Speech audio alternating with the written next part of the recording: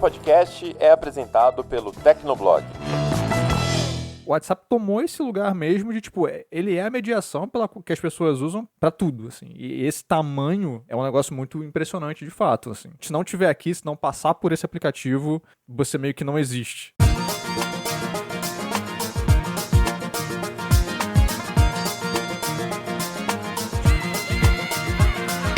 Olá, ouvinte! Seja bem-vindo! Está começando mais um episódio do Tecnocast. Eu sou o Thiago Mobilon. Eu sou Josué de Oliveira. Eu sou o Lucas Lima. E eu sou o Emerson Alecrim. Há 10 anos, o Facebook estava comprando o WhatsApp. Desde então, o aplicativo ultrapassou a marca de 2 bilhões de usuários ativos e recebeu vários recursos novos. Ao mesmo tempo, a plataforma continua com um grande desafio, que é gerar uma receita relevante. No episódio de hoje, a gente conversa sobre essa década do WhatsApp sob o comando da Meta. Mas antes, não esquece de dar 5 estrelinhas pro Tecnocast no Spotify e Apple Podcasts, segue a gente na sua plataforma favorita e aguenta aí, que a gente já começa.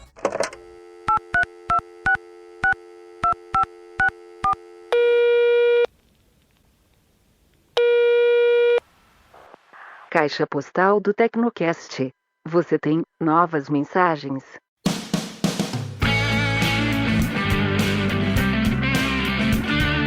Caixa postal do Tecnocast, se você não quiser acompanhar com a gente, pode pular o episódio para 17 minutos e 38 segundos. Vamos lá, Josué, qual que é a primeira mensagem de hoje aí? A primeira mensagem de hoje é do Elias Mendonça, ele mandou pra gente lá no WhatsApp, sobre o Tecnocast 325, que é o da semana passada. Nós falamos sobre os obstáculos que as empresas, as Big Techs, estão enfrentando para fazer a inteligência artificial dar certo, dar lucro, etc.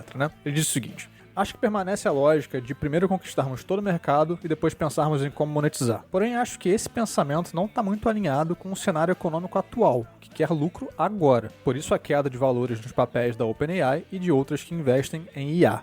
Isso é um ponto interessante, porque essa coisa do winner takes all é meio que a mentalidade padrão ali do Vale do Silício, o Mobilon até comentou isso, mas isso se mantém sempre? A gente está num momento em que as pessoas, de fato, que os investidores parecem estar mais interessados em negócios um pouco mais sólidos, com retornos um pouco mais previsíveis ali. E o winner takes all é uma estratégia que demanda certo tempo. E aí, como é que o Vale do Silício está lidando com isso no cenário de IA? Eu não acho que os investidores querem lucro agora. Eles querem uma demonstração de que tem um futuro aquilo, saca? É um pouquinho diferente. No caso do Google ou da Microsoft, é meio que, cara, você é esse gigante. Então, se você cair, a queda é braba. Você tá lá em cima, perde muita grana. No caso da OpenAI, é uma empresa que é como uma startup ainda. Ela tá queimando dinheiro, ela ainda não tem uma estrutura sólida com fluxo de caixa para se manter e etc. Então, nesse caso específico, é realmente, cara, mas tem futuro isso, ou é só o novo Uber que a gente vai queimar 45 bilhões e sabe lá quando que vai começar a dar lucro? Acho que deu agora, o primeiro trimestre, de lucro do Uber foi agora. Nunca tinha acontecido, já queimaram mais de 42 bilhões, 45 bilhões, será quanto que já foi. Então, para a OpenAI, acho que é mais isso. Um momento pós-crise, você quer tomar menos risco, a IA tá hypada, este é o futuro. Mas espera aí, legal, o seu produto é o melhor, mas existe um caminho ou não, E no caso do Google existe esse hype, existe essa expectativa de que a IA vai ser a nova tecnologia, você está preparado ou não, Então não é que eles estão olhando, entrou aqui o relatório trimestral, já tem lá inteligência artificial, divisão de IA dando lucro. Não é bem isso, saca? É mais uma especulação sobre qual vai ser a empresa que vai, de fato, ocupar esse posto, ou quais empresas, provavelmente não vai ser uma só, que vão ter um produto bom que se traduz em também um modelo de negócios e gerar receita. Seguindo aqui, o próximo comentário é do Leonardo Porto. Ele comentou na comunidade.tecnoblog.net e ele diz: me deixa inquieto não ver a AMD se mexendo. Um completo vazio de notícias de projeto dela para o mundo da IA. E aí temos aqui nosso micreiro, Emerson Alecrim. Como você se sente, Alecrim, ouvindo a AMD sendo criticada? Eu entendo esse sentimento aí do Leonardo, porque a AMD, na verdade, tem sim muita coisa de IA, inclusive há bastante tempo até. Só que ela falha no marketing, O problema dela é o marketing. Ela não promove isso tão bem quanto a Intel, por exemplo, ou quanto a Qualcomm e tantas outras empresas.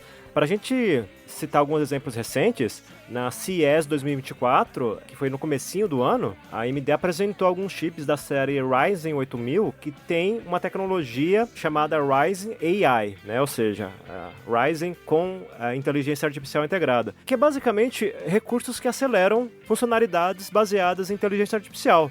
Então, por exemplo, quando a gente está numa chamada de vídeo, que você aplica aquele fundo virtual, ou então tem umas aplicações que são bem legais, que, por exemplo, você está falando, lendo alguma coisa na tela e com isso você desvia o seu olhar da câmera. Já tem tecnologia que corrige esse olhar. Você está olhando para outro lugar, mas na hora que você vê o seu vídeo, você está olhando para a câmera, efetivamente. É bizarro. Então, é como se você estivesse olhando para outras... e é muito legal. Esquisitíssimo. É como se você estivesse olhando... Mas assim, funciona com a tecnologia que a gente tem hoje, com os processadores, com as GPUs e tal. Só que se você tiver recursos focados especificamente para isso, você deixa a GPU e a CPU livre para processar essas tarefas, né? Que são basicamente tarefas que envolvem aprendizagem de máquina e tem ali alguma relação com inteligência artificial. Então, a AMD já tem isso, esses chips que nem eu falei da série Ryzen 8000, para desktop, se não me engano, já contam com esses recursos. A Intel também está fazendo algo agora com a série Core Ultra, já tem recursos de IA também.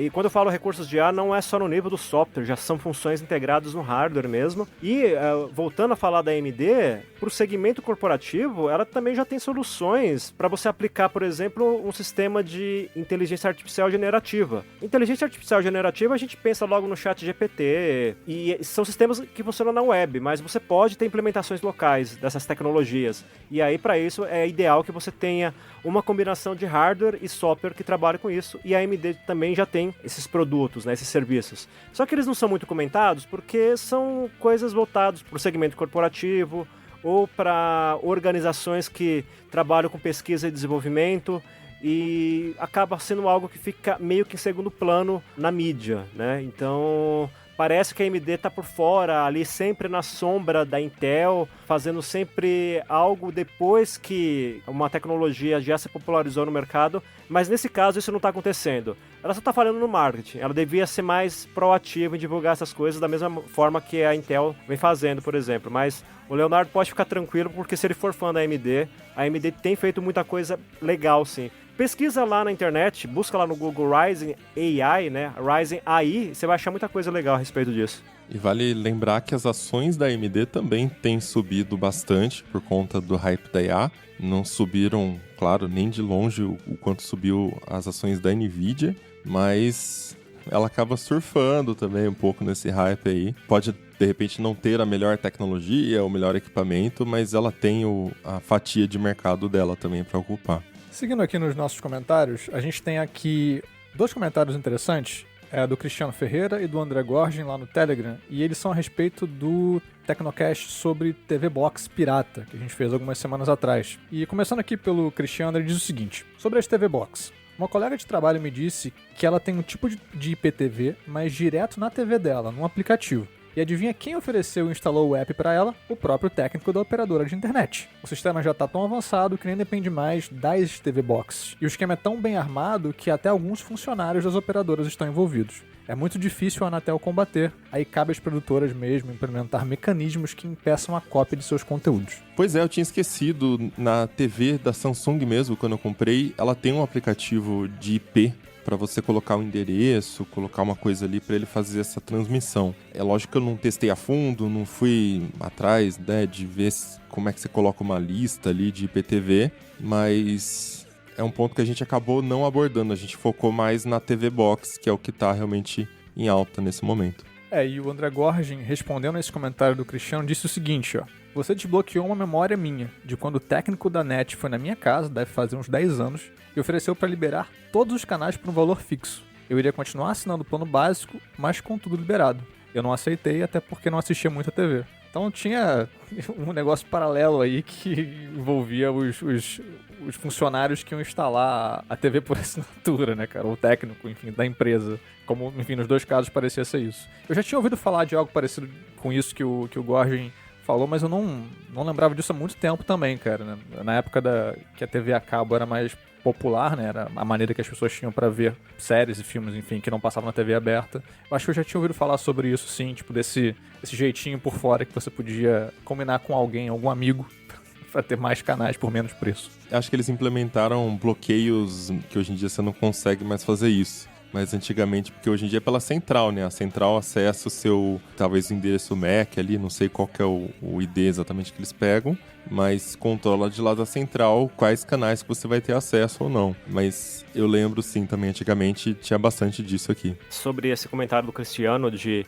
o próprio técnico fazer a instalação do app, né, de TV Box, de IPTV, aconteceu algo parecido quando eu troquei de fibra ótica aqui em casa, isso já tem uns 3 anos, mas a diferença é que o cara simplesmente trouxe um panfleto falando, olha, se você quiser algo mais barato, que tem tudo da Netflix, tudo da HBO Max, tem esse cara aqui, né? E você pode entrar em contato com ele no WhatsApp. Era um panfleto desses bem simples mesmo. E até que faz até um certo sentido, porque esses funcionários geralmente eles são terceirizados, eles não são da própria provedor, a não ser que seja um provedor pequeno, que aí tem uma equipe própria, e aqueles provedores de bairro, e geralmente eles não ganham muito bem, e aí eles tentam complementar a renda com essas indicações que acabam gerando provavelmente comissões para eles, né? Então, eu lembro até que uma preocupação que o técnico teve quando ele instalou foi o seguinte, olha, eu acabei de instalar aqui, tá funcionando, etc e tal. Se de repente der um problema até amanhã ou, sei lá, nessa semana, não entre em contato com a operadora, entre em contato com o meu WhatsApp, porque se você entrar em contato com a operadora,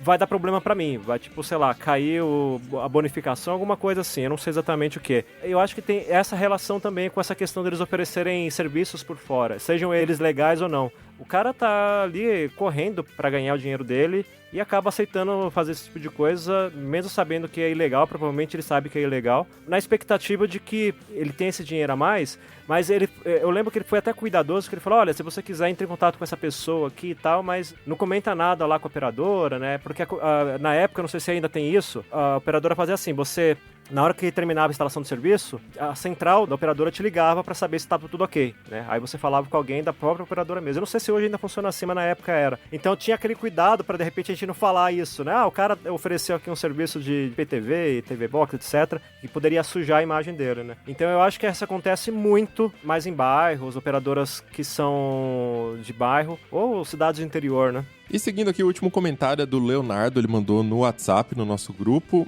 e ele tá falando sobre o episódio de tablets. Ele diz o seguinte: quando saiu, eu esperava que o tablet fosse adotado pelas editoras de revistas e livros didáticos para potencializar a experiência de leitura com conteúdos extras, ilustrações em alta resolução e animações, para entregar uma experiência única para esse dispositivo. Essa foi a minha maior decepção, pois a gente continua usando os bons e velhos PDFs que são pensados para qualquer dispositivo e a experiência de animações e ilustrações foi parar em aplicativos específicos. Josué, era o seu ramo de atuação, cara. Com certeza você deve compartilhar da opinião dele, né?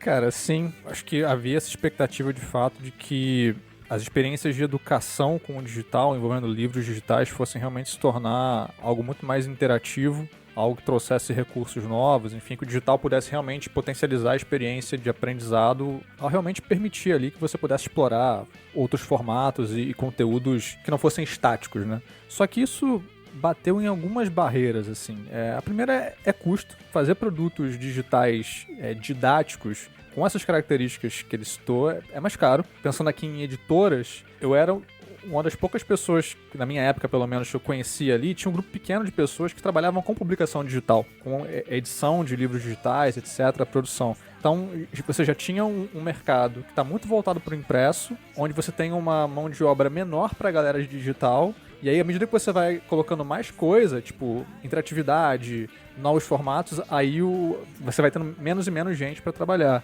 E uma demanda menor também, né? Porque quantas pessoas iam consumir de fato aquele conteúdo? Então acho que isso que ele está mencionando realmente migrou mais para aplicativos e ficou algo mais restrito para contextos bem específicos. Algumas escolas que utilizam, escolas particulares, quero dizer, né? Mas eu já cheguei aí em eventos em que algumas empresas apresentavam algumas soluções ali, alguns produtos didáticos, né, pensados para o digital, que eram realmente muito interessantes. O que acabou acontecendo, de fato, que o digital pôde proporcionar pro segmento de educação, pensando aqui, o que eu conheço mais é ensino superior e tal, é você ter mais agora bibliotecas digitais. Então você vai ter editoras, por exemplo, que têm modelos de negócios em que elas têm um catálogo muito grande já digitalizado, né, em formato PDF ou EPUB, em que elas vão lá, fecham parcerias com instituições de ensino, a instituição de ensino paga para a editora e tem acesso a todo o catálogo através de uma plataforma, por exemplo.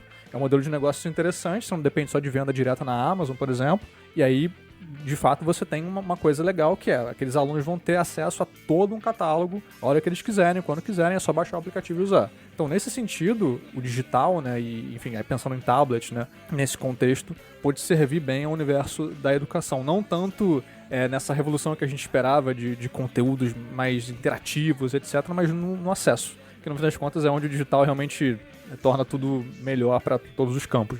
Eu compartilho um pouco dessa dor, mas num tamanho muito menor, que é o Tecnoblog, por exemplo.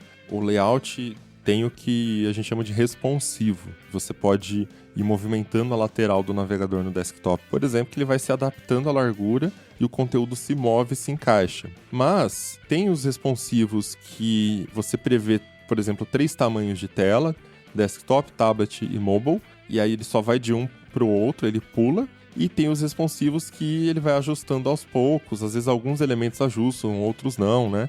Mas, enfim, de qualquer forma, não é tão simples assim você fazer o conteúdo ter a mesma experiência em diferentes dispositivos. Porque você tem um espaço de tela menor, você tem um formato de tela diferente no tablet, de repente é uma tela mais comprida, ou é uma tela um pouco mais quadrada. Por exemplo, você pegar um Fold hoje e abrir ele, a experiência de navegar no Tecnoblog é horrível, né? Eu já testei ali e, cara, não fica bonito, não fica muito legal, tal, mas é o que dá pra fazer. E se a gente chegar nesse momento que o mercado tem diferentes tipos de tela, assim, que são muito discrepantes, muito diferentes os formatos, realmente vai ficar muito difícil para quem desenvolve os sites, para quem, né, tá pensando ali na produção do conteúdo, de repente um texto mais interativo, com mais elementos visuais. A gente sempre vai acabar pendendo para fazer uma coisa mais padrãozinha, que é para dar para você ver em qualquer lugar com uma experiência similar. Ou seja, em outras palavras, o que eu tô falando é o bom e velho PDF sempre vai estar ali, né? Porque tem tanto o desafio econômico de quem que vai de fato consumir esse conteúdo, tem o desafio econômico de a empresa ter dinheiro para customizar para tantas telas, enfim, tem muitos problemas. Acho que o tablet trouxe essa ilusão, né? Olha o que é possível fazer agora, mas nunca foi uma coisa viável na prática. Comentários lidos, bora pra pauta? Bora lá.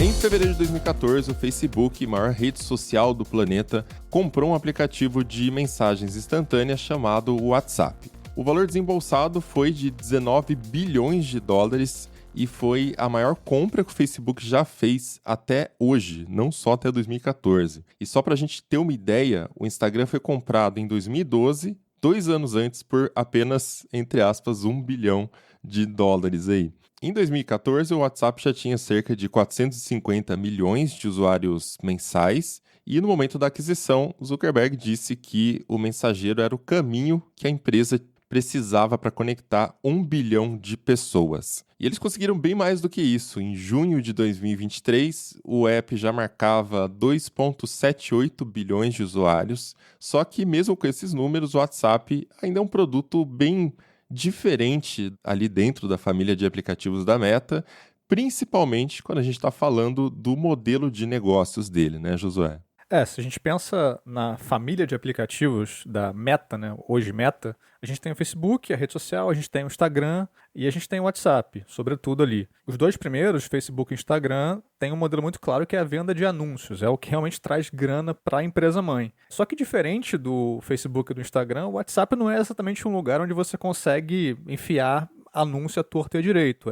Mesmo que eles fossem querer fazer isso, que era o que muita gente pensava na época, teria que ver um jeito um pouco diferente do que se fazia no Facebook e no Instagram. Além disso, tem outro ponto curioso que é o WhatsApp ele é um aplicativo de mensagens, ou seja, o fim dele é muito claro. A pessoa que usa só o WhatsApp não necessariamente vai ver nele uma porta de entrada para outros produtos da empresa mãe, né? Tipo, não necessariamente uma pessoa que usa o WhatsApp vai ver um motivo lógico de também usar o Instagram ou o Facebook, que são, de novo, plataformas onde o usuário é mais facilmente monetizado, né? Então isso traz ali características bem específicas e diferentes para o WhatsApp em relação aos demais produtos da Meta, né? Então acho que a pergunta quando essa compra ocorreu, tipo, o que o Facebook está enxergando nessa startup aí de mais ou menos 50 funcionários, que sequer tem um modelo de negócios viável, né? Por que o Facebook está gastando quase 20 bilhões nisso? Eu lembro que na época a conversa era algo do tipo, não, agora o Facebook vai ler nossas mensagens e agora o WhatsApp vai ser pago porque o Facebook precisa reaver esse investimento que eles fizeram. Eu não sei se vocês têm outras lembranças dessa época, que ficou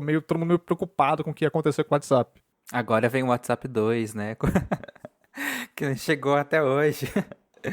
Mas é engraçado pensar que, tipo, por exemplo, a gente tem certeza que o Instagram já foi pago, assim, sabe? Tipo, o que ele recebe de receita já pagou 1 bilhão da compra. Ah, agora sim. o WhatsApp já é outra história, né? Tipo, acho que até hoje não deu retorno dessa compra. Eu acho que talvez não retorno direto, né? Eu não quero queimar a largada aqui, já chegar no ponto do modelo de negócios do WhatsApp, mas ele gera bastante receita para o Facebook e o WhatsApp, ele é o principal culpado por aquela teoria da conspiração de que o seu celular está te ouvindo. Tenho certeza disso, a gente pode discorrer um pouco mais depois. Mas na época eu lembro que a galera falava muito que, cara, como é que $1 por ano por usuário vai pagar 20 bilhões, né? Vai retornar esses 20 bilhões de dólares do Facebook, que foi uma parte também em ações do Facebook na época, então não foi tudo dinheiro vivo ali que o Zucchini usou para comprar o WhatsApp. Não fez um Pix de 19 bi, né, cara?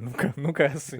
Não, Pix não existia ainda também, né? E o pessoal naquela época já tinha uma visão do Mark Zuckerberg como a encarnação do mal aqui na Terra, né? Então, eu lembro, principalmente no Twitter, de campanhas de boicote ao WhatsApp, né? O pessoal querendo fazer todo mundo migrar para serviços concorrentes. Mas aquela coisa, né? Quem entrou nessa, eu acho que, sei lá, passou uma semana, passou no máximo um mês, já estava de volta com o WhatsApp, porque praticamente ninguém foi nessa onda do boicote, né? Até porque, se você pensa num boicote desse porte, você teria que convencer a população toda, né? E era mais o pessoal que é hard user de tecnologia que estava com esse discurso, né? O usuário comum mesmo estava pouco se ligando se o Facebook tinha comprado o WhatsApp ou não, né? Então, não fazia muito sentido ter essa campanha na época, a não ser para expressar sua indignação com o negócio, né? Isso me lembra a época do finado MSN Messenger, que os nerds também odiavam usar o Messenger, né? Super pesado. E ser pesado na época era um problemão para os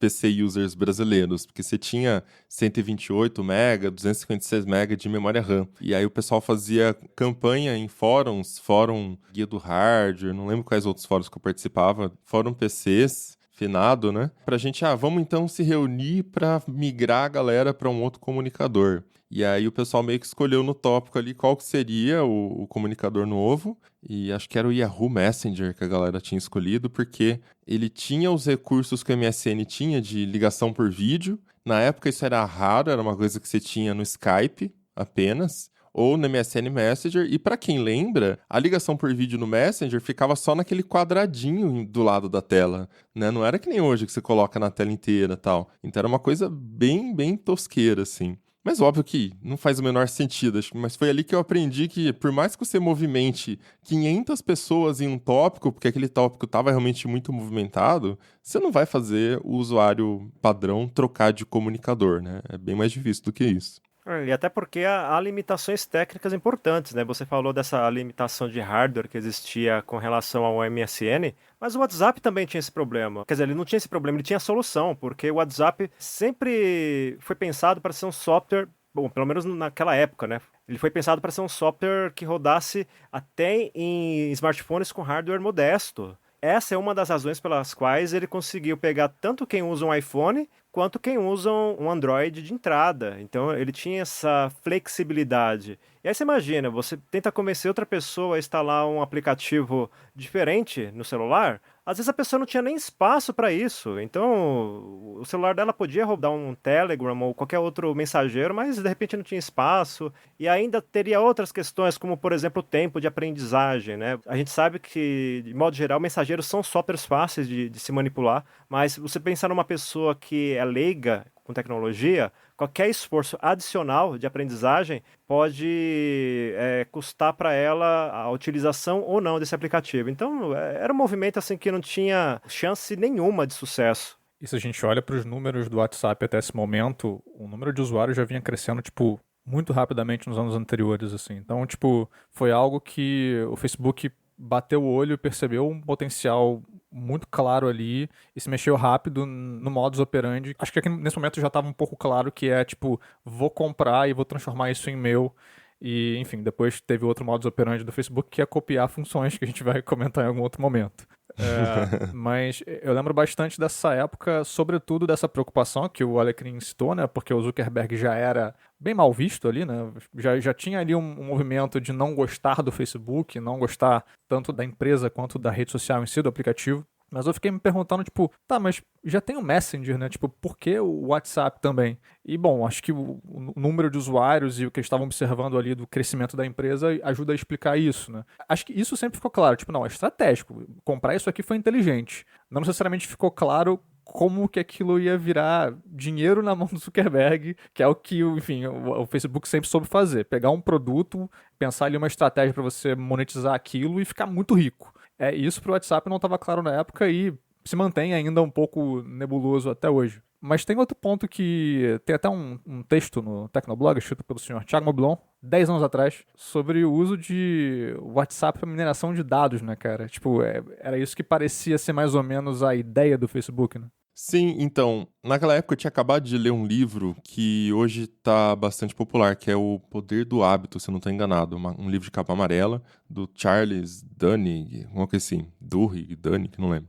É um jornalista do New York Times, enfim, ele, antes de essa coisa de hábito virar coisa de coach, né, ele estava realmente estudando o que leva você a criar hábitos e tal, e ele conta uma historinha lá, a famosa historinha que eu já contei umas 552 vezes no Tecnocast, mas vamos repetir, que é a história da menina que estava grávida, né, ela estava indo na Target e ela estava comprando produtos, só que eram produtos tipo assim, um gel, não sei do que lá, né, umas coisas desse tipo. E depois de um tempo, ela começou a receber cupons na casa dela para gravidez, né, cupons direcionados para quando a pessoa está grávida. Então compre o seu carrinho, compre não sei do que lá. O pai dela, vendo esses cupons, ficou puto, porque era uma menina adolescente, ligou na Target e brigou com o gerente, né? Vocês estão tentando incentivar a minha filha a ficar grávida e tal. E foi lá, bateu boca, deu uma discussão e tal. Depois, na hora que ele chegou em casa, a filha dele contou pra ele que ela estava de fato grávida, alguns dias depois, não lembro, e aí ele ligou pro gerente da Target e falou assim, me desculpa, claramente tinha algumas coisas acontecendo em casa que eu não estava ciente. Vou querer o desconto, sim.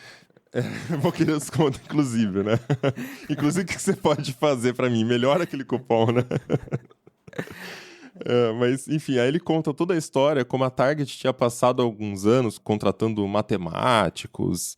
Isso era bem antes dessa popularidade que é hoje os algoritmos, redes sociais. Isso foi logo lá no começo. Então, a Target foi meio que pioneira nisso, né? Contratou matemáticos para desenvolver ali modelos e sistemas, tentar entender comportamentos. E o negócio estava tão preciso que a Target conseguia saber, pelo seu padrão de compras, em qual mês de gravidez você potencialmente estava e te mandar cupons direcionados para aquele mês de gravidez. Então, sabemos que, sei lá, eu nunca tive filhos, tá, gente? Vamos dizer, lá pro 5º mês, a barriga começa a criar estrias, por exemplo. E aí, perdão se alguma mãe estiver ouvindo aí, eu não sei mesmo as datas, mas toma aqui um cupom para você comprar esse hidratante que vai fazer você ter menos estrias, por exemplo. Então, eles conseguiam fazer isso prevendo o seu padrão comportamental. Você está comprando uma vitamina, você está comprando, enfim, produtos específicos, né? E aí, não só para gravidez, para outras coisas também, tá? Então, enfim, o que ficou entendido quando eu li esse livro, o que eu entendi com isso, é por que falavam que os dados são o novo petróleo. Acho que foi até depois disso que começou a virar um mantra isso na tecnologia. Mas deu para entender que quanto mais acesso você tem, então, à informação, mesmo que sejam esses blocos de dados que você não vai navegar naquilo manualmente, você consegue desenvolver algoritmos e modelos para transformar aquilo em alguma coisa, entender o comportamento das pessoas, o que elas querem, o que elas gostam, e transformar aquilo em alguma coisa. Então, quando o Facebook comprou o WhatsApp por um valor tão grande, ficou claro para mim, pelo menos, que era mais uma questão de ter acesso a esses 450 milhões de usuários, 500 milhões de usuários, e a partir daí ler, entre aspas, aqui as mensagens deles com esses algoritmos e utilizar isso para alguma coisa. E no caso do Facebook, esse alguma coisa é anúncio. Direcionar melhor os anúncios, entender melhor os anúncios. A gente sabe que isso é uma parte muito importante do modelo de negócio do Zuckerberg, porque ano a ano ele consegue subir o valor por usuário que ele tem com os anúncios, por conta de como ele consegue melhorar a precisão dos algoritmos e com isso mostrar anúncios que convertem mais, né, trazendo mais valor para o anunciante também. E deu para a gente ver isso quando a Apple implementou o iOS, não lembro qual versão que foi, que bloqueou o rastreamento do Facebook. O lucro da Meta despencou naquele ano, acho que 2020, 2021, não lembro exatamente, mas despencou porque ela não conseguia mais ter tanto acesso aos dados assim, né? Quando instala o aplicativo aparece pedir para rastrear, pedir para não rastrear, né? Tem essa opção.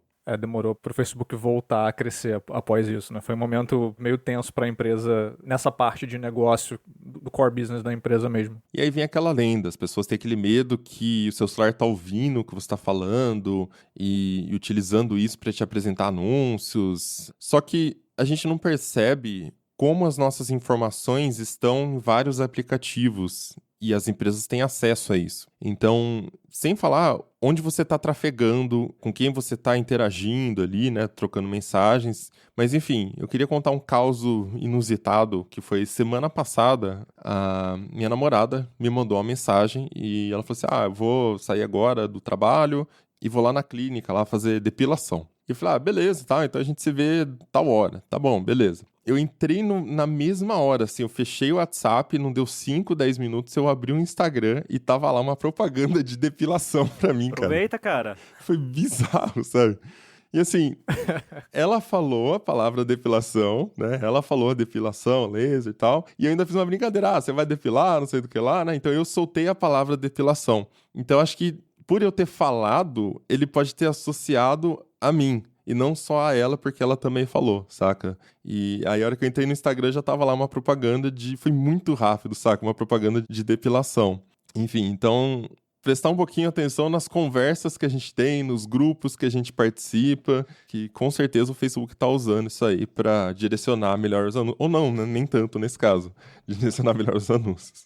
A gente fala que estão lendo as mensagens, mas também tem aquele recurso de criptografia de ponta a ponta, né? Que chegou ali em 2016, e aí é a promessa de que ninguém vai ler suas mensagens, exceto a pessoa para quem você manda e você, né? Então, tipo, sai do seu celular, chega no celular da pessoa e ninguém consegue ver o conteúdo daquela mensagem. E aí como fica, né? Se o Facebook pretende, a Meta, né, no caso, usar esses dados para minerar a informação dos usuários e segmentar melhor anúncios, como que eles fazem isso se tem a criptografia de ponta a ponta, né? Mas também a gente pode lembrar que nem todos os lugares têm essa criptografia. O aplicativo em si tem numa mensagem particular, mas quando você conversa com um lojista, uma empresa ali pelo WhatsApp Business, né, não tem isso. Porque ali o canal é aberto, né? Então pode ter uma segmentação a partir dessas interações, né? Os grupos eu não me recordo se tem a criptografia hoje ou não. Pode ter acontecido isso também. Pode ter acontecido porque ela estava falando com a mulher sobre essa questão. E a mulher agendou um encaixe para ela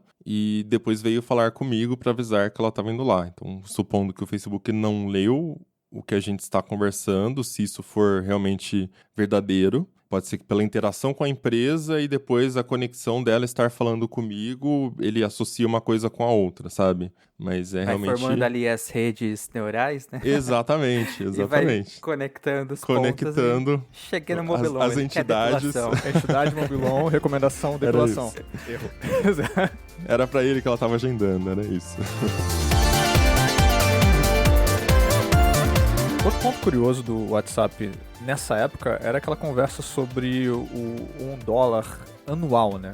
Que seria o mais próximo que a empresa teria de um, entre aspas, modelo de negócios. O usuário pagaria $1 depois de 1 ano de uso do aplicativo e aí passaria a cobrar anualmente e tal. E dependendo da quantidade de usuários que você tiver, que já estejam com você há mais de 1 ano, ok, isso pode dar, sei lá, digamos ali que 450 milhões de pessoas pagassem $1 por ano. Você tem 450 milhões de dólares. É alguma coisa, beleza, é interessante, mas, enfim, mas à medida que vai entrando novos usuários, você tem que esperar 1 ano para receber esses usuários, enfim. Era um lance meio complicado que mais parecia só para constar, né? Mas a questão desse modelo, entre aspas, de negócios é que eles queriam fugir dos anúncios, né? A ideia da galera que criou o WhatsApp era não ter anúncio porque eles já não tinham uma experiência muito boa com isso. Uma parte bem interessante dessa coisa do $1 é que eu lembro que na época, quando tinha essa, entre aspas, cobrança, porque não era obrigatório na prática, né? É que todo mundo comparava com comprar a licença do WinRAR, né? Que ninguém comprava também, né? O WinRAR sempre tinha ali o aviso, mas ninguém comprava. E tinha essa questão também com o WhatsApp, né? O que pouca gente sabe é que essa cobrança de $1, ela não tinha necessariamente a intenção de gerar receita para o WhatsApp. Se a gente voltar na história do mensageiro, lá nos primeiros anos, começo de 2009, o WhatsApp foi criado por 2 caras, né? Um chamado Jan Koum, eu não sei se essa é a pronúncia certa, porque ele é ucraniano,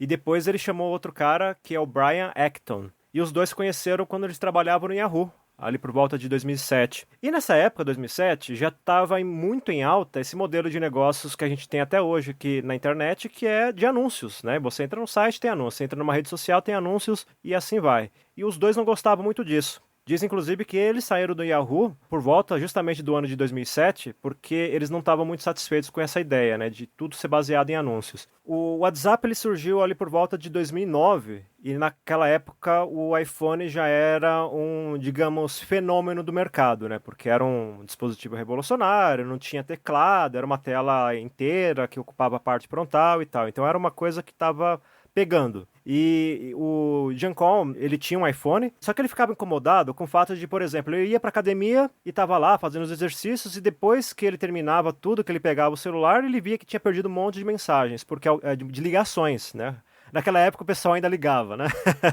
Tempos sombrios. E aí o que aconteceu? Ele teve a ideia de desenvolver um aplicativo para você informar o status na sua lista de contatos. Então, por exemplo, se alguém fosse te ligar, ia verificar ali na lista de contatos que o seu status estava informando que você estava numa reunião, estava no trabalho ou estava na academia. E só que assim, não pegou. Ninguém curtiu muito a ideia desse aplicativo. Só que passou uns meses, ali por volta de junho de 2009, a Apple introduziu as notificações push no iPhone. E aí, ele teve a ideia de atualizar o aplicativo para você pegar essas notificações e avisar sempre que tiver uma mudança de status. Então, se de repente você colocasse ali que você estava no trabalho, todos os seus contatos ali iam ficar sabendo. A partir disso, o aplicativo começou a ser bem usado. Aí eles descobriram que o pessoal estava usando esse aplicativo que chamava WhatsApp, né? Aí o pessoal começou a usar o WhatsApp como uma forma indireta de mandar mensagens para outras pessoas. Naquela época, o que você tinha de mensagem era basicamente serviço de desktop, né? O MSN, que a gente já falou, o Google Talk naquela época, né? O Google Talk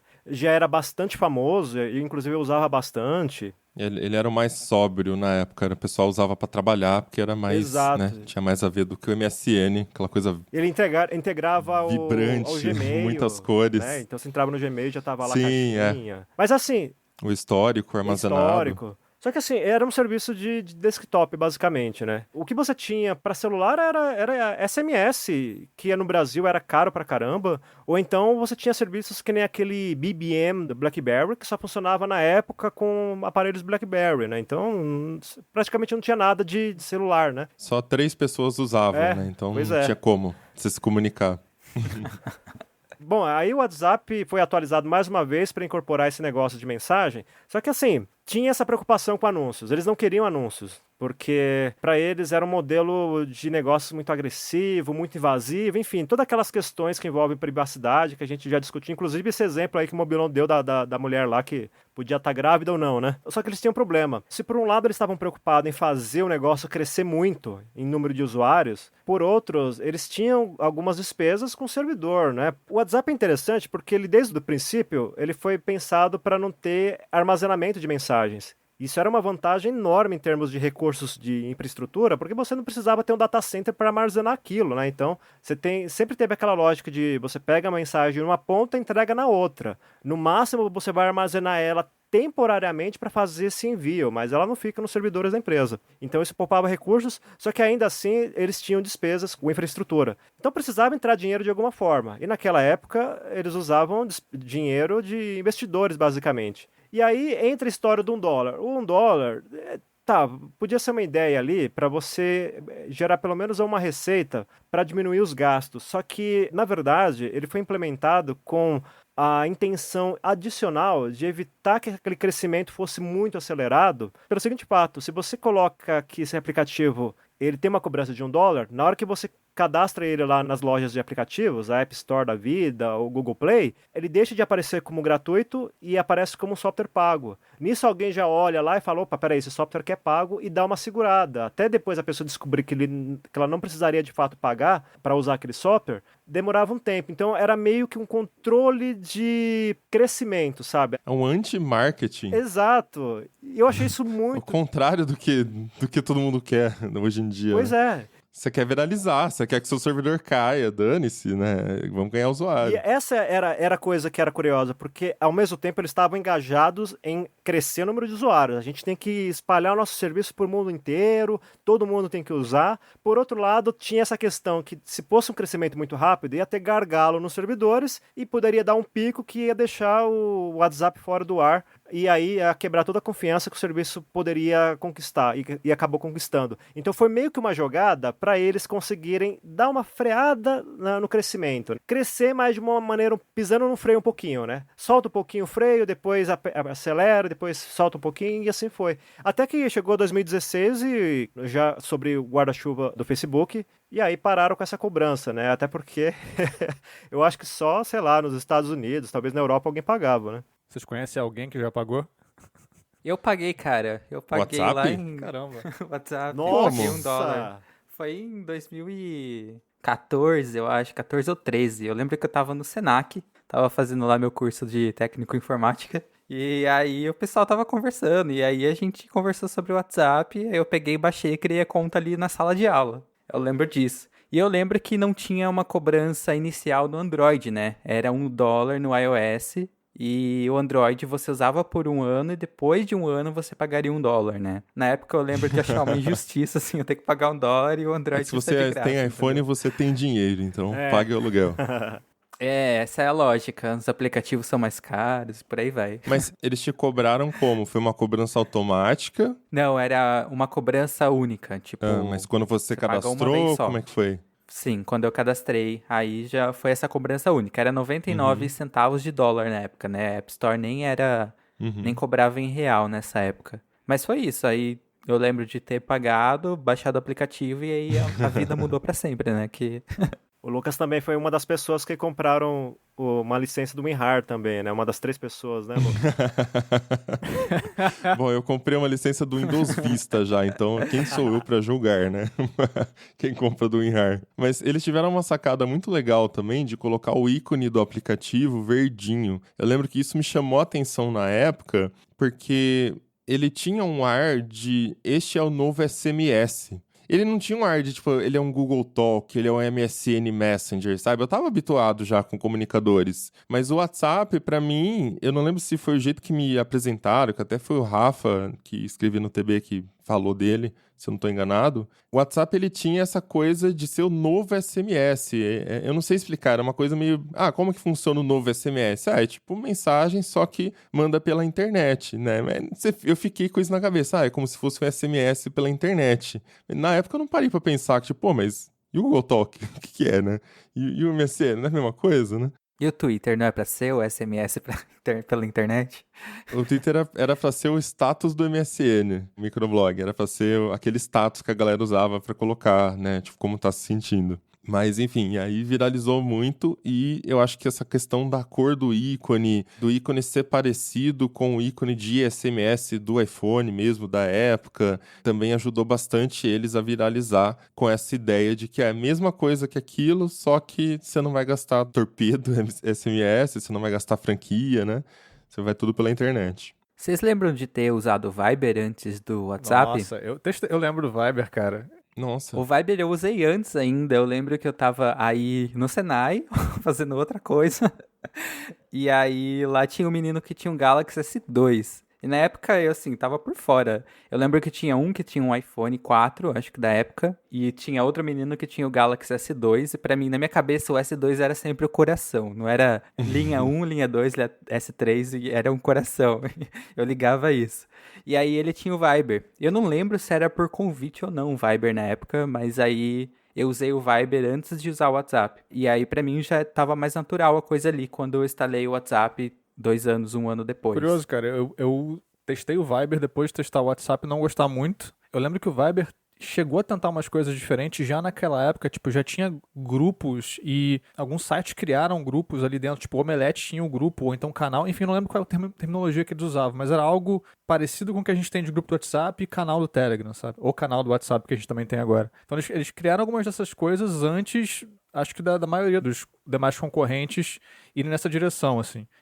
Quem comprou o Viber foi a Rakuten, né? Companhia enorme japonesa e tal, mas é bizarro, assim, tipo, eles chegaram a ter um momento ali que pareceu que, tipo, ok, tem o WhatsApp, mas tem o Viber aqui também, é um segundo colocado, algo do tipo, é uma competição aqui pro WhatsApp e de repente vão aparecer outros aqui, né, mas acho que o Viber foi ficando bem mais pra trás. Eu tenho a impressão que naquela época o Viber era tipo o Telegram.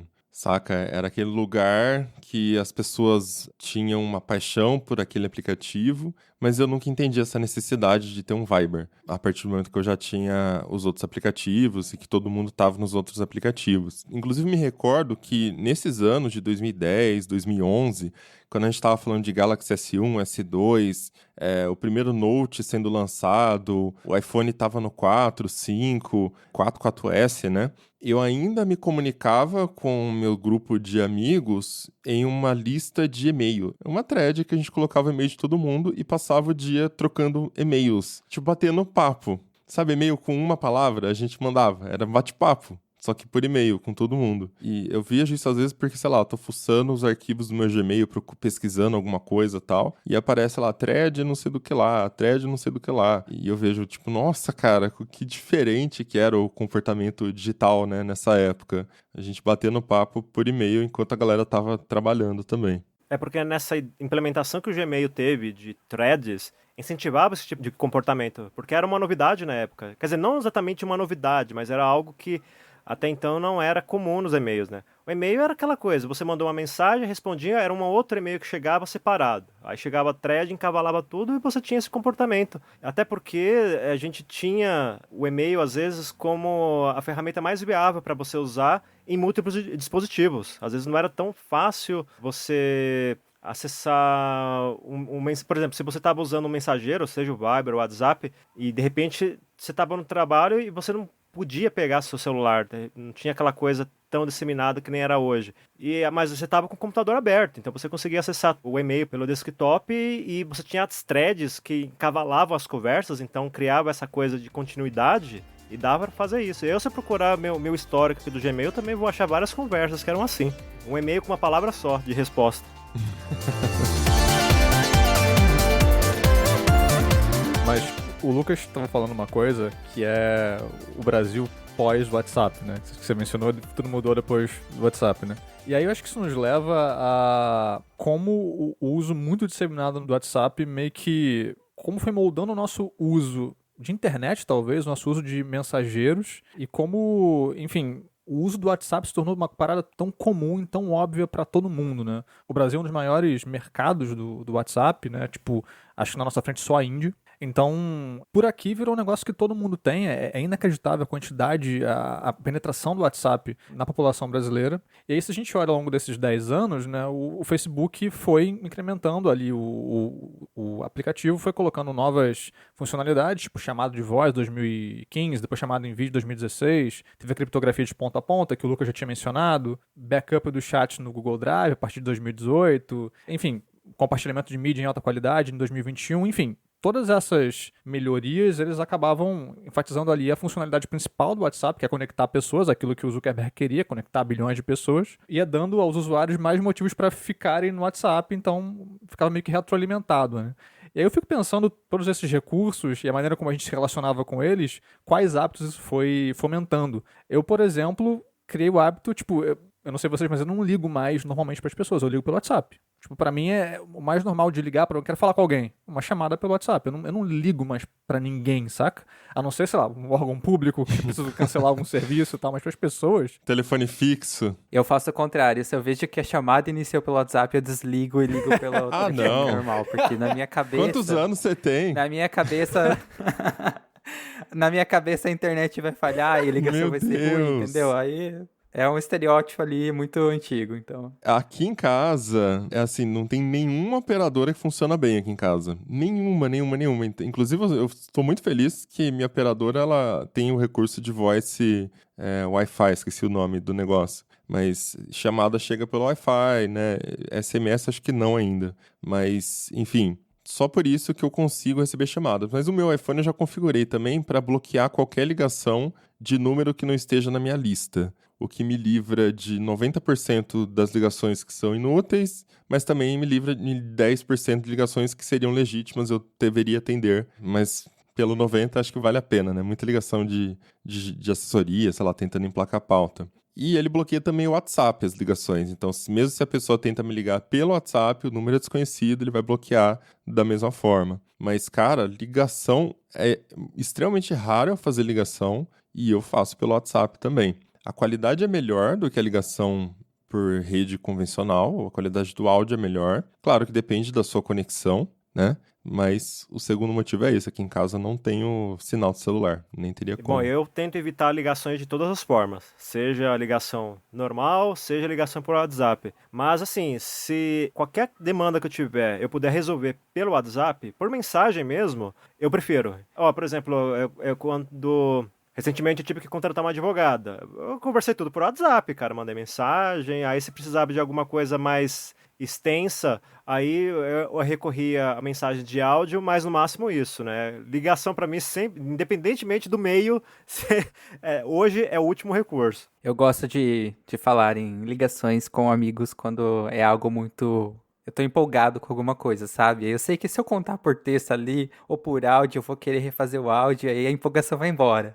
Aí você até desiste de contar o que você tem pra contar. Então, às vezes eu faço ligação até por vídeo, assim, e conto alguma coisa legal, sabe?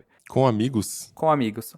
Que moram na mesma cidade ou não? Não necessariamente. Alguns sim, mas alguns não, assim. Mas tem gente que... Aí tem gente que não atende porque não gosta de ligação, né? 2024. E aí eu fico puto, entendeu? Amigos do Lucas. Aí eu falo, não vou mais contar.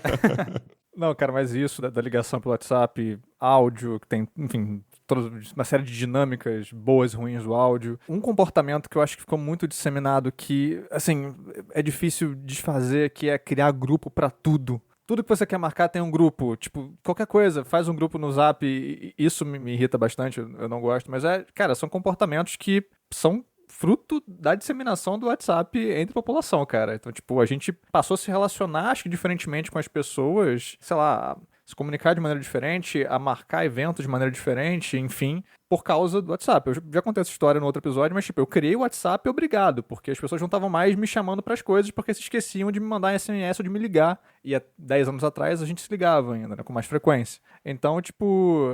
O WhatsApp tomou esse lugar mesmo de, tipo, ele é a mediação pela que as pessoas usam pra tudo, assim. E esse tamanho é um negócio muito impressionante, de fato, assim. Se não tiver aqui, se não passar por esse aplicativo, você meio que não existe. Mas acho que é o que você falou, que tudo convergiu mesmo pro WhatsApp, né? Tipo, recursos. Você vai enviar um anexo, já tem anexo de documento no WhatsApp, você vai precisar mandar um áudio, tá lá, sabe? Os eventos do Facebook que ninguém usa mais. Não sei se tem mais a página de eventos ainda. Sim, Mas sim. aí você cria o grupo no WhatsApp, né? Então, a gente fez até um episódio que é regras de etiqueta no WhatsApp, acho que foi o nome. Regras não ditas de etiqueta no WhatsApp. Então, se for começar a listar, vão lá ouvir o episódio que acho que faz mais sentido, né? Mas uma coisa que eu acho que me vem aqui na cabeça, que é um hábito chato do WhatsApp, é que muita gente não entendeu ainda que é uma comunicação assíncrona, principalmente os mais velhos, né? Então, manda uma mensagem e fica extremamente puto porque você não tá respondendo exatamente no momento que a pessoa tá te mandando a mensagem. E, cara, por exemplo, agora, eu tô gravando, tem mensagem chegando. Essa pessoa, né, tem que entender que é uma comunicação assíncrona. Já aconteceu várias vezes da pessoa começar a me ligar e o telefone eu desligo, liga, desliga. Você pensa que é alguma coisa urgente, não é. Só que a pessoa quer te comunicar, quer te falar aquilo exatamente naquele momento, ao vivo, de forma sincronizada. Esse não é o intuito do WhatsApp, né? Até a questão da mensagem de voz, se bem utilizada, te obriga a ser mais sucinto na mensagem, te obriga a fazer uma preparação antes de mandar a sua mensagem, às vezes anotar os tópicos. Não é todo mundo que faz isso, mas eu costumo fazer. Mas te permite ter uma conversa que acaba sendo mais rápida do que uma ligação, mesmo ainda sendo por voz e sendo de forma assíncrona. Você pode, de repente, uma pessoa te manda agora, logo depois eu ouço, respondo. Aqui no Tecnoblog, acho que eu já comentei também, a gente é muito adepto disso para reuniões assíncronas. A gente, às vezes, quando tá sem tempo, precisa alinhar alguma coisa, bora mandar mensagem de voz lá nos grupos específicos que a gente tem com alguns membros, né? Pra Tecnocast mesmo, a gente usa semanalmente, né? O Josué manda mensagem de voz, pesquisa de pauta, tá funcionando dessa forma, tem esses caminhos. Enfim, eu acho que é um bom jeito. Agora, tem um mau jeito também que me irrita demais e que é muito comum no interior, quem for do interior vai entender, que é você entrar em contato com algum estabelecimento comercial e fazer uma pergunta e a pessoa te responder por voz. E já é ruim, primeiro, eu não te conheço. Quem é você pra colocar voz aqui no meu WhatsApp, sabe? Como assim? Começa por aí. E segundo, que são áudios de 2 segundos, gente. Tipo, 2 segundos não tem que virar áudio, manda texto. Não faz sentido você mandar áudio. O único motivo de você gravar uma mensagem de 2 segundos é a sua preguiça. Só que a sua preguiça ocupa o tempo do outro também. Então, enfim, tem alguns que eu fico tão irritado que eu falo, moça, por favor, você pode escrever pra mim, que no momento eu não tô podendo ouvir a mensagem, né? E ela, desculpa, escreve. Tem uma que escreveu uma vez e daí depois, no outro dia, eu mandei mensagem, ela voltou a mandar áudio pra mim. Eu falei, cara, não é possível, velho. O áudio temos sim. Sim. Tem aquele produto aí? Oi, temos sim. Cara, escreve. Aí você vê a notificação, fulano mandou uma mensagem de áudio, quando, tipo, o temo sim ali na notificação já resolveria... Às vezes na própria notificação você já marcaria assim, eu quero um, guarda um pra mim, reservam pra mim, me manda um, né? Por ser áudio, você fala assim, não dá pra eu ouvir agora, eu vou ouvir depois, aí a hora que você entra você fica frustrado. Mas o WhatsApp continua se atualizando depois de todos esses anos. Semana passada, eles lançaram novos recursos de formatação para suas mensagens. Você pode agora fazer listas não ordenadas, citação de mensagens e você pode também colocar blocos de código. Os programadores do Tecnocast aí vão entender. Quando você está no Slack, no Discord, você coloca aquela aspa única ao contrário, eu não sei o nome exato desse símbolo, mas você coloca no começo e no final, a mensagem fica com uma formatação diferente, né? Para quando é um código, um bloco de CSS, um bloco de PHP, você pode demarcar ali para se comunicar com alguém. Enfim, fica mais claro esse pedaço da mensagem. No texto do Felipe Freitas, lá no Tecnoblog, ele sugeriu uma hipótese de que, pelas recentes atualizações do WhatsApp, de canais, agora de formatações mais avançadas, poderia ser um sinal de que o WhatsApp está querendo ocupar um local aí de comunicação profissional também, ou seja, competir com o Slack. Eu acho que essa teoria não faz muito sentido, mas eu queria, né, já que estamos aqui, jogar para vocês essa conversa para que vocês apresentassem aí seus pontos de vista também. Vocês concordam com essa ideia de que a Meta pode estar mirando nesse nicho também? Ou não faria tanto sentido? Eu acho que não faria sentido, porque a Meta teria que reestruturar todo o WhatsApp para criar alguma coisa voltada especificamente para comunicação corporativa ou para qualquer atividade parecida, porque se você pensa em comunicação para empresas, você tem uma série de demandas que vão exigir, por exemplo, que as mensagens fiquem armazenadas em servidores, que você tenha, eventualmente, possibilidade de auditoria dessas mensagens. Quer dizer, você teria que criar um sistema do zero, praticamente. Então, eu acho muito pouco provável que isso aconteça. A não ser que a Meta, né, já esteja pensando em algo do tipo, já tenha, de repente, um sistema pronto e queira só colocar o nome WhatsApp para fins de marketing, né? Mas seria um sistema novo. Mas não é só você comprar um HD no servidor ali e seria salvar as ótimo, mensagens? né? A adaptação é tão complexa assim? É isso que eu... Não, mas é porque a comunicação corporativa, ela tem umas pegadas que são muito detalhadas, muito específicas. Então, você tem a questão da auditoria, você tem que garantir, você eventualmente em contrato, você tem que garantir que você vai ter uma disponibilidade daquele serviço, de repente, de, sei lá, de 99,9%. Você tem que pensar em custos de tráfego, né? A empresa precisa ver se vai ter esse custo dependendo do país. Se o cara, por exemplo, tem um funcionário que está viajando a negócios para outro país e de repente vai ter custos ali para usar a rede local de telefonia celular para enviar essas mensagens. Tem a questão da segurança, né, que talvez só ter a criptografia ponta a ponta não seja suficiente, então não dá para pensar nesse modelo de negócio. A não ser que seja, como eu falei, um sistema que já esteja a caminho e tenha apenas o nome WhatsApp emprestado, mas seria algo totalmente novo. Pegar a estrutura do WhatsApp que existe hoje para transformar em algo corporativo nessa pegada de Slack e de outras ferramentas do tipo, eu acho muito pouco provável de acontecer. Eu também não vejo esse caminho sendo formado, porque para mim o WhatsApp ainda vai ter um foco ali em um a um, né? Uma pessoa conversando com outra. Apesar de ter empresas hoje que, sei lá, eu conheço uma empresa de mais ou menos 100 funcionários ali que usa o WhatsApp. Sério? A torta Meu direita, Deus. sabe? Pra tudo. Uhum. Tanto pra comunicação com clientes, quanto pra comunicação interna, sabe? Pra mim é um terror, mas enfim, cada um tem um celular. Pra mim também seria. E eu sou o dono da empresa, então... Imagina gerenciar o backup de tudo isso, né?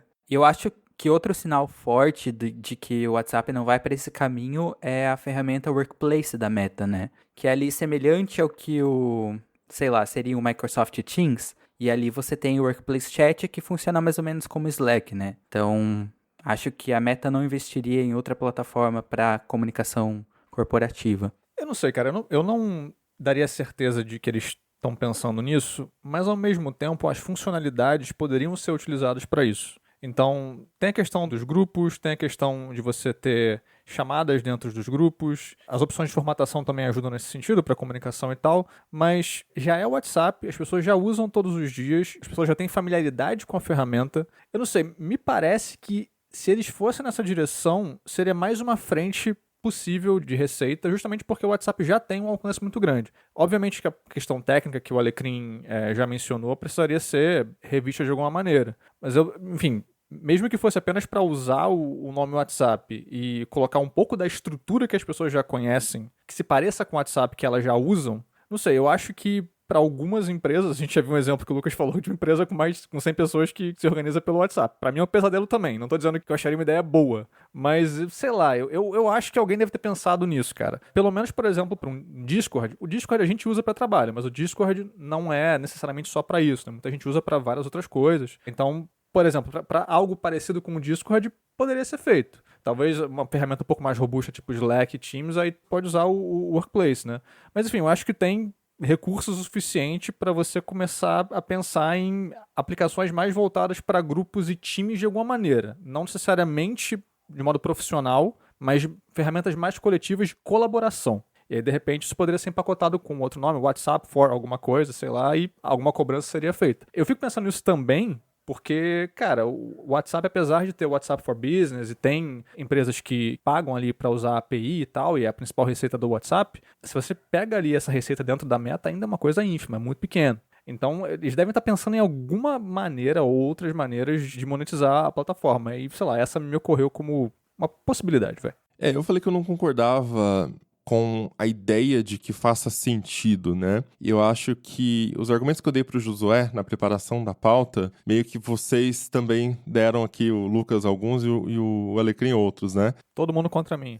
Não, mas no final até você concordou, né? Se você vê, porque quando você diz que nem que seja só para usar o mesmo nome, né? Então acho que, de certa forma, a ideia dos 4 é a mesma a respeito de WhatsApp para negócios. Não faz sentido do jeito que ele tá agora. Às vezes é uma marca mais forte no ramo de comunicadores e a Meta pode querer aproveitar o poder desta marca, mesmo que não seja de fato o WhatsApp que a gente conhece. Então você vê que junta a questão técnica que o Alecrim trouxe. Eu acho que já começa sendo um tiro no pé porque o WhatsApp é o nosso refúgio do lado pessoal. É o nosso refúgio da empresa. Eu saio da empresa, eu fecho o comunicador da empresa e eu tô na minha vida pessoal. Ah, mas tem empresa que usa o WhatsApp, né? Então, começando por aí, eu já imagino que tem que ter a possibilidade de você ter perfis. Abrir o WhatsApp e selecionar qual perfil que você está usando. É o WhatsApp de trabalho ou é o WhatsApp pessoal? Aí entra a questão da estrutura. O WhatsApp web é uma porcaria. Fica desconectando, tem vários problemas, né? Então tem que mudar toda a infra, o servidor e tal. Também gostaria de, durante o dia, ter a possibilidade de usar facilmente as duas versões, né? Às vezes no computador eu tô com uma aberta, no celular eu tô com a outra trabalhando ali. Às vezes seriam aplicativos separados, assim como a Meta fez com o Facebook. Mas enfim, por todos esses motivos e pelo fato da Meta já ter o Facebook Workplace no modelo mural e no modelo aplicativo também, o chat, que eu acho que envelopa a tese de que eu acho que não é um investimento que faz sentido para a Meta neste momento. Pelo menos não no sentido de vamos criar outro produto. Se fizer sentido, seria matar o Facebook Workplace, o Facebook Chat e fazer o WhatsApp. Ou fazer um rebrand do Facebook Workplace. Colocar a marca do WhatsApp, que é mais famosa. Ou ainda você manter o Facebook Workplace de mural, porque o WhatsApp não tem isso, tem os canais agora, né? E transformar o chat no WhatsApp, o Workplace, sei lá o que, sabe? Mas você vê que é muito complexo, né? Como é que você mistura todas essas coisas? De qualquer forma, o resultado final me parece ser o WhatsApp pessoal, WhatsApp para pessoas, se mantém como ele é. Um aplicativo pessoas para pessoas, peer-to-peer, ou B2C no máximo, né? O business to consumer. Você falar com a pizzaria, você falar com a farmácia, né? Você falar com o comércio local ou até, enfim, lojas maiores, mas não necessariamente comunicação interna das empresas. Por um tempo, eu imaginei que a Meta tentaria fazer o WhatsApp chegar pelo menos próximo do modelo de negócios do WeChat, que é o mensageiro mais famoso da China. Considerando dados de 2023, ele tem 1,3 bilhão de usuários ativos por mês. Hoje talvez esse número esteja um pouquinho maior. O WeChat é interessante porque ele não é exatamente um aplicativo de mensagens. Ele é um super app, né? Aquele conceito de aplicativo que tem um monte de serviços agregados. O WeChat ganhou esse status, em grande parte, porque ele segue um conceito de mini programas. Isso significa que, além de você usar os recursos nativos de comunicação do próprio WeChat, você pode também agregar serviços de terceiros à sua conta, que são os mini programas em si. E tem mini programa para tudo, para transporte público, para compras online, para pedir comida, para jogos, etc. Um detalhe interessante é que você não precisa instalar esses mini programas, você só precisa buscar ele dentro do WeChat, seja no campo de busca mesmo, ou lendo o QR Code, de repente passando em frente de uma loja, enfim. E você vai conseguir usar ele como se fosse um web service, né? Um serviço web. Então, que não exige uma instalação dentro do seu aparelho para funcionar. E então, com isso, o chat se transformou em um marketplace, em um ecossistema. E um ecossistema com forte apelo comercial, porque ali dentro eles exploram muito o conceito de gamificação, né? Que é, por exemplo, você tem missões, aí se você cumprir as missões, você ganha bônus, ganha descontos em lojas e etc. Aquela coisa toda para manter o usuário fiel à plataforma. E isso funciona muito bem lá. Só que eu fiquei pensando, cara, para Meta, tá, esse modelo daria abertura para várias formas de geração de receita. Por exemplo, se o WhatsApp tivesse algo parecido, a Meta poderia cobrar uma taxa para cada mini programa, ou seja, para cada empresa que explorasse a plataforma, ou então ela podia monopolizar o sistema de cobrança para receber uma comissão em cada venda. Haveria várias possibilidades. Só que isso é muito improvável de acontecer, Por uma série de razões. Primeiro que volta àquela questão da infraestrutura. Eu acho que o WhatsApp praticamente teria que ser reescrito para funcionar desse jeito. Ele teria que ter uma estrutura de servidor bastante complexa para dar conta de todo esse volume de transações. E segundo, que a gente já se acostumou aos aplicativos para Android e para iOS para ter acesso a serviços variados, né? Então a gente não teria uma abertura legal para essa ideia. E por fim, tem a questão de que, cara, para todo mundo, seja um usuário avançado de tecnologia ou uma pessoa mais que não tem tanta familiaridade, o WhatsApp é um serviço de comunicação e ponto final. Todo mundo usa para isso. Então é a lógica que sobra para a Meta explorar é criar serviços em torno disso, né? Que é o que ela vem tentando fazer, mas assim, ainda tá devagar, né? Aham. Não, minha questão é se tem algum aplicativo, algum super app que faz sucesso fora da China. Pois é. Tem o X, cara. Você esqueceu do X? Tem a intenção de ser, né? Tá querendo ser. A Magalu falou há muito tempo aqui no Brasil que ia virar um super app e tal. Acho que a Rap também. O rap é extremamente confuso. Total. Enfim. E nenhum deles é super app. Nem consegue. Eu não sei, me parece que é uma coisa cultural, sabe? Quando eu vejo Reels ou TikTok de gente na China, no Japão, entrando nas lojas e você vê que é tipo aquela poluição visual, um monte de coisa escrita, eu fico, cara, como que eles conseguem entender alguma coisa? Muita informação, né? Então eu acho que é uma coisa muito cultural deles, sabe? Desse lado do mundo, assim. Aqui, a gente não se adapta muito bem. E o Super App, se você for pensar, é um sistema operacional dentro do sistema operacional. Não precisa, né? Se for ver, já não precisa disso. A gente está acostumado com as lojas de aplicativos que a gente tem para Android, para iOS e fica nisso, né? Acho que a gente tem uma versão mais simplificada desses programas que você falou do WeChat, né? Quando a gente inicia uma conversa com alguma empresa, uma lojinha aqui da esquina, assim, sei lá. Acho que a Bac de Latte também foi uma empresa que teve uma parceria forte com o WhatsApp para fornecer ali serviços, né, aceitar pagamento pelo WhatsApp, né, e aí eu queria puxar esse gancho do pagamentos, né, que foi uma forma de tentar também gerar receita, não é cobrado nada dos usuários, pessoas físicas, né, mas tem ali um limite de transação, mas para empresas, né, aí ele pode cobrar uma taxa ali, e óbvio que também tem a taxa de transação, né, que ali fica não implícita. Você vê, é uma ideia muito legal, funcionava, a implementação era meio desastrosa.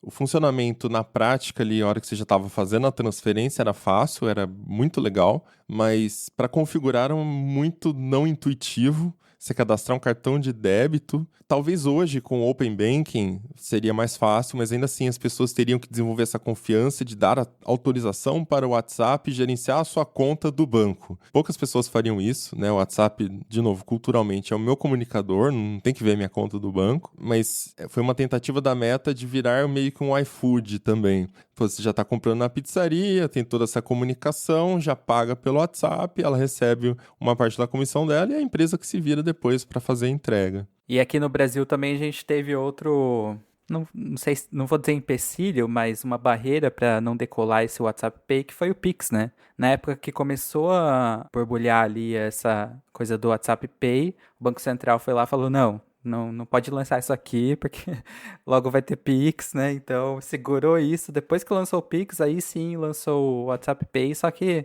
o Pix já facilitou tudo, né? Então, ninguém queria experimentar algo de novo.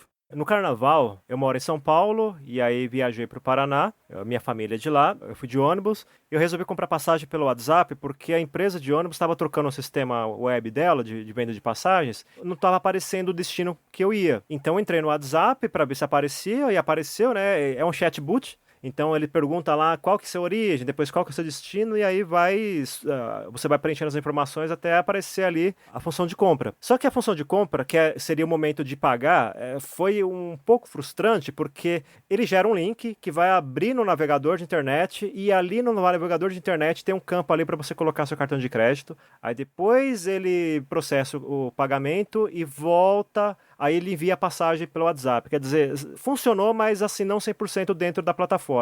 Por outro lado, se você compra, por exemplo, aqui em São Paulo, tem a plataforma Top que vende bilhete do metrô. Você consegue comprar pelo WhatsApp, ele vai gerar um link para você pagar aquele bilhete pelo Pix. Então, ele está dentro ali da plataforma ainda, mas você tem que copiar aquele link e colar ele no seu aplicativo bancário para fazer o pagamento. E aí depois ele envia o bilhete, né, no caso o QR Code, para o seu WhatsApp e você usa lá na catraca. funciona muito bem, mas tem esse detalhe, né? Ainda depende de uma integração externa, né? Eu vejo isso acontecendo muito ainda com pequenos negócios. Acho que a maioria das pizzarias de bairro, por exemplo, você chega lá, olha, quero uma pizza, sei lá, de calabresa com catupiry. Aí, beleza, você vai pagar como? Ah, com cartão de crédito. Aí vem o motoboy que vai entregar a pizza com a maquininha do cartão para você pagar. Ainda tem poucas iniciativas no sentido de você já fazer o pagamento ali mesmo pela plataforma, que seria até uma medida de segurança, né? Mas, enfim, você vê que uma coisa ainda patina, né? Eu acho que tem questões técnicas aí, por exemplo, de conseguir integrar efetivamente um sistema de pagamento ao WhatsApp, de forma que até um pequeno negócio consiga usar, mas também tem uma questão cultural, né? De você confiar, de você achar que aquilo vai realmente funcionar para você. Pelo Open Bank acho que seria o caminho correto, porque seria tipo autorização de login por Facebook, por Google, né? Que você vai lá logar com o Facebook, seria tipo isso. Você cadastra aqui seu banco, adiciona a sua conta. Mas realmente acho que difícil as pessoas confiarem, porque quando você está dando acesso, tipo, logando com o Facebook, permite que o Facebook leia as suas mensagens, beleza, aceito, você nem vai ler. Agora, permite que o WhatsApp movimente a sua conta bancária, tipo... Permite que Mark Zuckerberg, como assim? pessoalmente, abra sua conta. A foto do Zuckerberg embaixo, assim, né? Deixa. Acho difícil alguém aceitar. Então é isso, vamos chegando ao final de mais um episódio do Tecnocast. E aí, conta pra gente, como você acha que a Meta vai conseguir rentabilizar o WhatsApp? Se ela vai conseguir fazer com o WhatsApp igual ela faz com o Instagram, né? A mesma quantidade de dinheiro que ela fez ali com a compra do Instagram. Ou também conta pra gente se você acha que é verdade mesmo que o WhatsApp não tá lendo as nossas conversas? Essa criptografia de ponta a ponta funciona mesmo? Ou ele leu ali a sugestão de depilação a laser e me mandou lá a propaganda no Instagram? Manda pra gente lá seu comentário na caixa postal Tecnocast no Telegram ou no WhatsApp, o link tá na descrição deste episódio. Se você quiser continuar o papo com a gente em todas as redes, eu sou @mobilon, @Josué de Olive, com V mudo no final. Eu sou @limucas. E @ealecrim. Este Tecnocast vai ficando por aqui, voltamos com outro semana que vem. Até lá! Falou! Tchau, pessoal. Até mais.